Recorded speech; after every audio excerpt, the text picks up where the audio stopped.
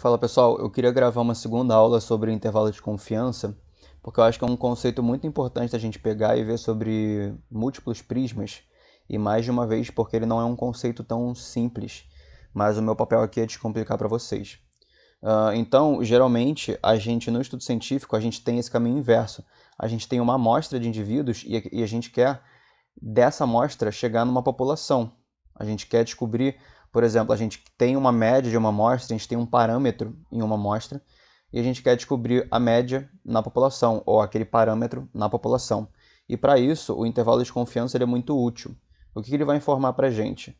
Se você fizer consecutivas amostragens de uma mesma população e calcular um intervalo de confiança 95%, para cada uma dessas amostras, em 95% delas, o valor real da população vai estar dentro desse intervalo. Então, isso é muito importante que vocês... Eu vou parar aqui uns 10 segundinhos, tá? Para que vocês realmente releiam esse conceito e tentem entender como que ele vai se traduzir para vocês.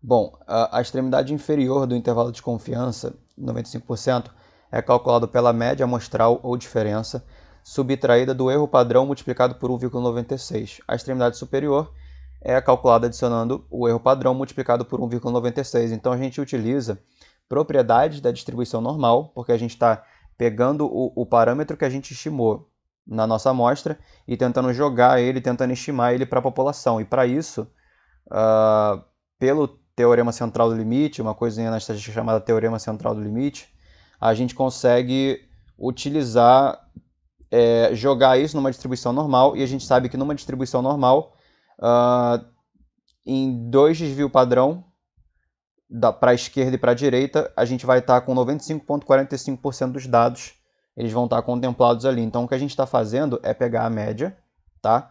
Pegar existe o desvio padrão dessa média, que é a variabilidade média em torno desses dados.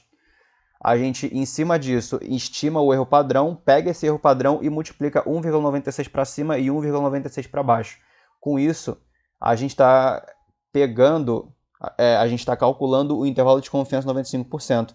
A gente pode estar 95% confiante de que as faixas de médias populacionais, na verdade a média populacional só vai ser uma, mas a gente está vendo as faixas de médias populacionais em que aquele resultado do seu estudo seria provável. Então a gente está tentando partir da amostra e chegar na média populacional do estudo, do parâmetro populacional do estudo. Tá? Então mostrando de novo aqui na simulação para vocês, olha, aqui a gente tem uma população que a gente conhece, a média, o desvio padrão dela, tá? A gente tem uma média de 47 e um desvio padrão aqui de 50, e a gente está fazendo vários estudos de mesmo tamanho amostral, com o mesmo número de indivíduos, e calculando o intervalo de confiança em cada estudo. Então aqui, olha, e são estudos, né, são amostras retiradas dessa população que a gente sabe os parâmetros, que a gente sabe a média e o desvio padrão. Então aqui a gente pode ver que 95%, a gente já tem aqui, ó, 60 e poucos estudos feitos, e cada um tirado uma média, cada um tirado um intervalo de confiança, que a média é a bolinha, é a média de cada estudo, e o intervalo de confiança aqui é como se fosse a mira, tá? A amplitude aqui. Todos eles vão ser de 95%, todos eles têm a mesma amplitude, mas como vocês podem ver em cada estudo, olha lá, você tem 95% de probabilidade de você encontrar, de você bater a média da população, tirando da tua amostra. Alguns vão errar, lógico, alguns eles, por flutuação amostral, por variação na amostra, isso vai acontecer, isso vai acontecer 5% das vezes, tá? Então, essa simulaçãozinha é bem interessante para a gente ver isso, que realmente é um pensamento a longo prazo. Quando a gente está estimando o intervalo de confiança da nossa amostra, a gente está, por exemplo, se a gente estimasse aqui o intervalo de confiança dessa amostra aqui, a gente está pensando, poxa, o intervalo de confiança dessa amostra aqui, a gente tem, dado que eu estou chutando certo aqui nessa amostra, no meu estudo, 95% das vezes o meu intervalo de confiança vai conter a média populacional. Então, 95 em 100 intervalos de confiança vão conter a média populacional, dado que eu estou chutando certo, dado que eu estou chutando sem viés e etc. Tá?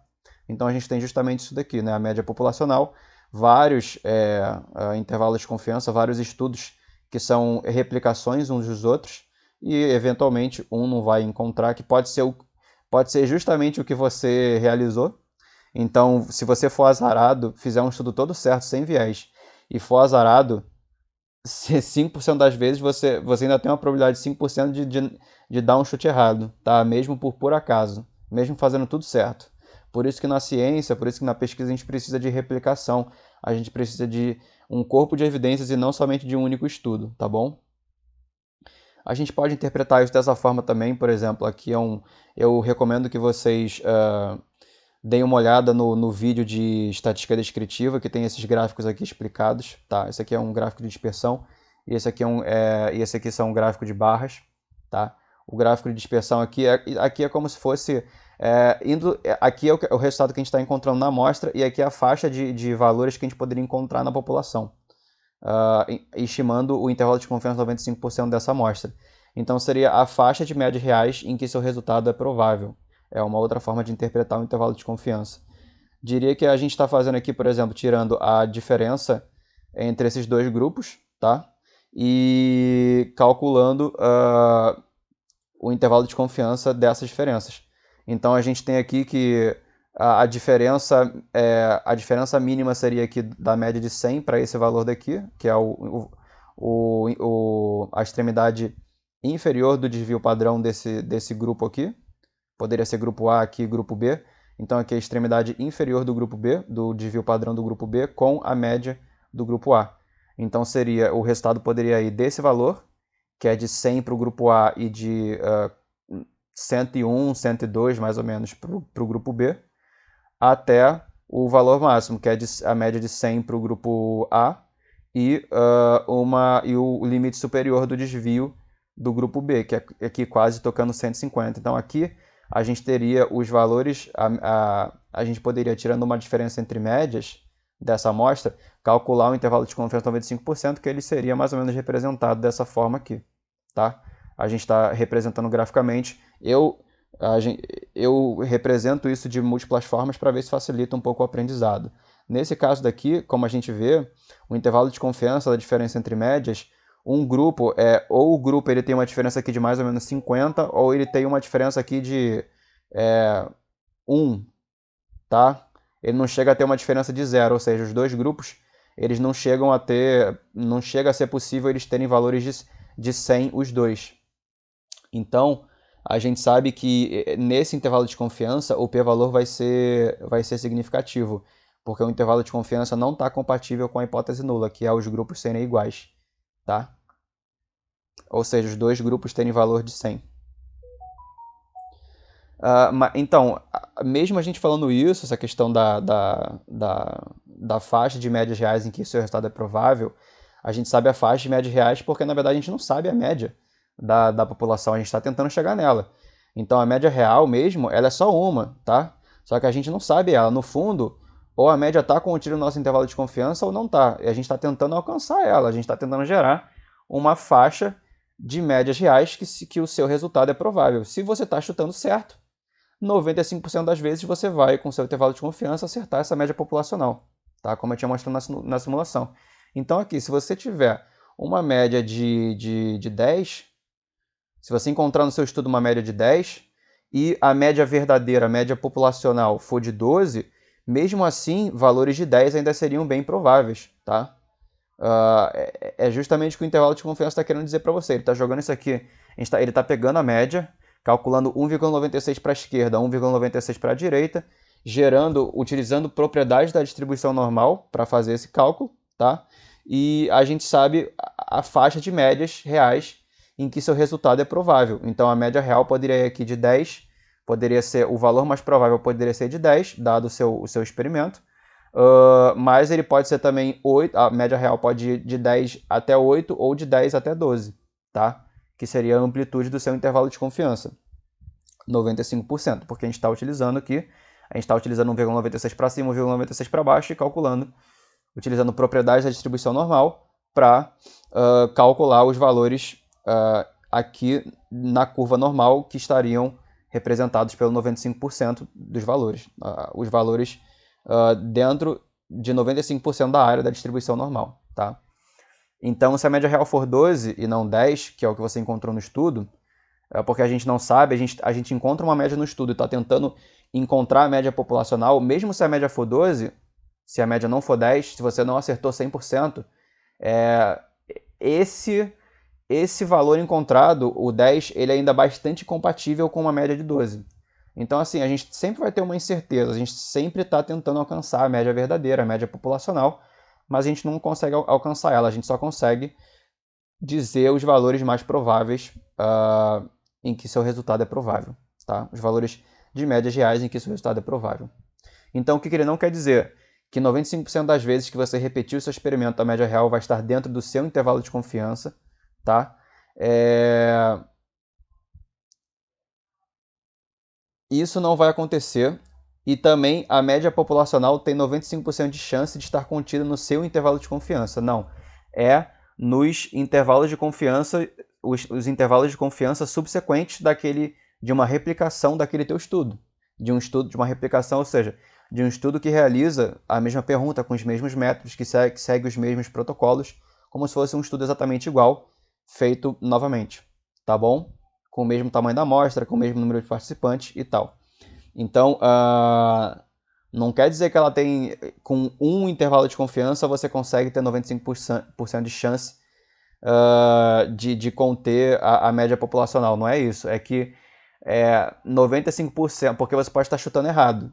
O que ele quer dizer é que, se você está chutando certo, 95% das vezes os seus intervalos de confiança futuros vão conter a média populacional. Então, a gente pode pensar aqui... vamos pensar aqui num chute muito errado. A gente está fazendo um estudo para ver se o cafuné na cabeça da criança, ele previne algum tipo de câncer, sei lá, alguma doença rara, alguma doença muito grave nessa criança, leucemia, algo do tipo. E a gente encontra um intervalo de confiança aí dando p-valor significativo para compara um grupo que recebeu o cafuné, compara outro grupo que não recebeu o cafuné e acha um intervalo de confiança que não toca o valor de zero, ou seja, p-valor significativo. Você acreditaria no resultado desse intervalo de confiança?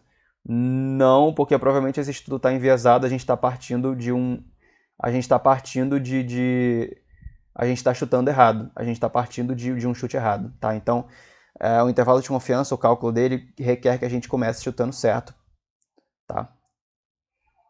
E aí, da mesma forma que o intervalo de confiança ele é calculado para uma diferença entre médias, ele pode ser calculado para um IC50, um coeficiente de correlação, tá? Então, existem aí, você pode, para diferentes parâmetros, coeficiente de correlação, que eu já fiz um vídeo aqui também sobre isso, sobre coeficiente de correlação, coeficiente de determinação, que eu já falei também, a gente pode estimar o intervalo de confiança, e todos eles vão ter a mesma filosofia. Dado que você está chutando certo, 95% dos futuros intervalos de confiança das replicações vão conter o parâmetro populacional, a média populacional, o coeficiente de correlação populacional, o coeficiente de determinação populacional e por aí vai. Então, como que um determinado intervalo de confiança varia com o tamanho da amostra? Quanto maior o tamanho da amostra, mais preciso está o teu intervalo de confiança. Aqui tem uma relação intrínseca com a margem de erro, por exemplo. Quanto maior o nosso tamanho amostral, menor é a nossa margem de erro. Então, por isso que menor também é o nosso intervalo de confiança. Agora, ao contrário acontece se você quiser aumentar a amplitude desse intervalo de confiança. Se a gente usar um intervalo de confiança 90%, ele vai estar mais preciso do que um intervalo de confiança 99%. O 95%, que é o mais utilizado, vai estar aqui no meio. Mas o que acontece aqui o que eu tinha comentado com vocês. A gente perde precisão, mas ganha a probabilidade de encontrar a média real. Tá? Quanto maior o nível de confiança desejado, então mais amplo tem que ser esse intervalo. Então a gente tem aqui, por exemplo, um estudo que achou uma estimativa aponta vamos dizer, uma média de 16,524. E aí achou um intervalo de confiança de 68% aqui, ó, de 16,164 até 16,884. O 95% seria um pouquinho mais amplo e o 99,7% seria mais amplo ainda. Mesmo assim, a gente está querendo partir de uma amostra e estimar a faixas de médias reais em que seu resultado é provável. Mesmo assim, é impossível não errar, mesmo que você tenha um intervalo de confiança de 99,7% ou um intervalo de confiança de 99%. Porque as coisas na distribuição, quando a gente está jogando isso numa distribuição normal, utilizando as propriedades da distribuição normal, isso aqui está tendendo ao infinito. Então, pode ser que o valor não esteja no seu intervalo de confiança de 99,7%, a média populacional, o parâmetro populacional. Mas é bastante improvável que ele não esteja, tá? Tipo, cada vez, quanto mais extremo for o valor em relação a esse intervalo aqui, quanto mais extremo for, quanto mais a esquerda tiver de 15,444 e mais a direita tiver de 17,604, mais improvável esse resultado vai se tornando, tá? Então, se a gente chegar aqui de novo na simulação e diminuir aqui a amplitude dos intervalos de confiança, a gente vai ver que a gente ganha precisão, mas a gente erra mais, tá? A gente acaba errando mais.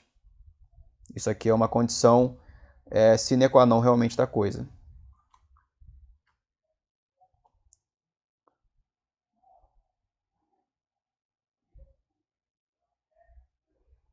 E é como eu estava falando, mesmo assim é impossível não errar, porque a gente está jogando isso aqui numa distribuição normal, utilizando propriedades da distribuição normal, e pode ser possível que valores extra, esse intervalo, eles aconteçam, mas eles vão ficando cada vez menos prováveis, tá? A gente está querendo justamente estimar os valores que são mais prováveis. Ele vem da mesma matemática que nos fornece o valor de P, logo há informações que estão contidas nos dois valores. Então a gente pode dizer que se a gente tiver observar uma diferença entre médias de 25 e calcular um intervalo de confiança de 95%, dessa diferença entre médias, e ele de 50 até 0, a gente tem que esse resultado seria P maior do que 0,05. A gente pode interpretar um intervalo de confiança como a faixa de hipóteses em que seu resultado é provável, ou seja, a faixa de hipóteses em que seu resultado tem P maior do que 0,05. Se ele tem P maior do que 0,05 para o zero, ele é compatível com a hipótese nula, então o resultado vai ser P maior do que 0,05. Tá? Valores além desse limiar, tá? Se a gente encontrasse uma diferença entre médias de zero exatamente e fizesse um intervalo de confiança aqui, valores, se a gente encontrasse, por exemplo, uma diferença entre médias além de 50, por exemplo, fiz um estudo e achei uma diferença entre médias de 50, ia ser um P menor do que 0,05, tá? Porque ele está além aqui dos valores que seriam mais 95% prováveis, que a gente está 95% confiante, que é equivalente a falar que é a faixa de hipóteses em que o resultado encontrado tem P maior do que 0,05.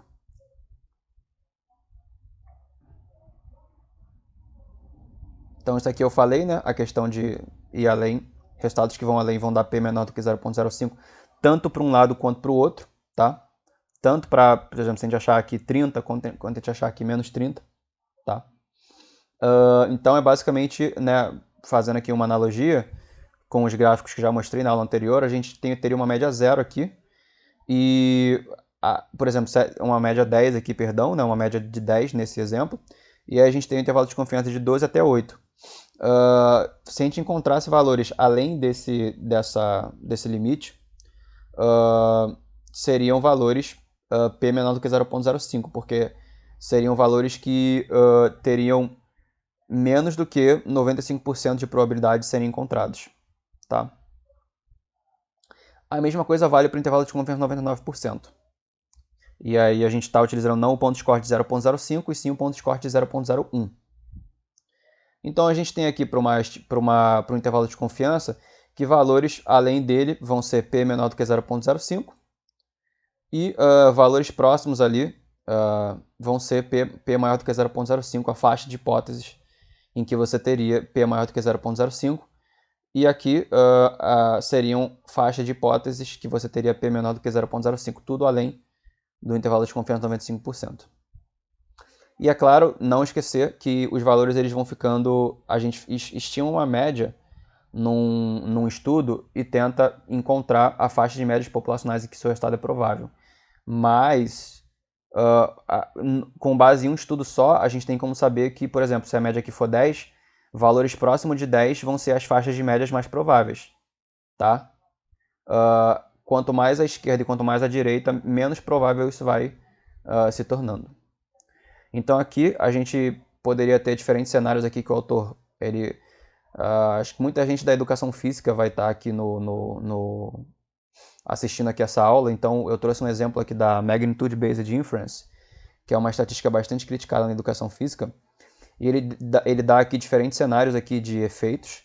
Então aqui você teria aqui efeitos no zero, aqui próximos do zero como efeitos triviais, efeitos aqui um pouquinho acima do zero como positivos e efeitos aqui abaixo do zero como negativos. Então a gente teria aqui, por exemplo, se a gente achasse um estudo com esse intervalo de confiança, a gente teria que esse resultado seria pouco provável de acontecer. O que a gente pode falar com o intervalo de confiança é que ele seria pouco provável, ele teria menos 5% de probabilidade de acontecer em cenários maléficos e em cenários benéficos. Nunca é 100% porque, como eu falei, tende ao infinito, a gente está jogando isso aqui numa distribuição normal, ainda poderia acontecer, tá? Ainda poderia acontecer em um cenário maléfico, mas a gente está 95% dos valores estão concentrados aqui em um cenário considerado trivial. A mesma coisa aqui com esses outros. Esse aqui a gente pode ter valores que são possivelmente benéficos, mas triviais, né? A gente pode ter valores triviais, a gente pode ter valores benéficos. Mesmo assim, a gente pode ter valores que também não são significativos. Então a gente está pela amplitude do intervalo de confiança, a gente não tem tanta certeza tanta confiança para falar sobre ele. Esse daqui também, ele é bastante compatível com cenários maléficos e benéficos. Cadê minha setinha que sumiu? Esse daqui, ele é bastante compatível com cenários maléficos e benéficos. Esse aqui, ele é bastante compatível, ele é bastante provável em cenários maléficos. E esse daqui é bastante provável em cenários benéficos, 95% provável. Ou seja, nesse daqui, o benéfico, cenários triviais e cenários maléficos têm menos do que 5% de probabilidade. Bom, isso aqui eu recomendo aqui, né, a leitura desse autor chamado, né, Geoff Cumming, que ele fala bastante sobre isso. E é isso a mensagem que eu queria passar para vocês hoje. É uma aulinha que ficou... Eu meio que repeti alguns conceitos da outra, de intervalo de confiança, mas é realmente para vocês frisarem, eu acho que é importante. E se realmente a gente vê isso sobre diferentes prismas, facilita o aprendizado. E é isso. Valeu, um abraço. Obrigado aí pela atenção de vocês.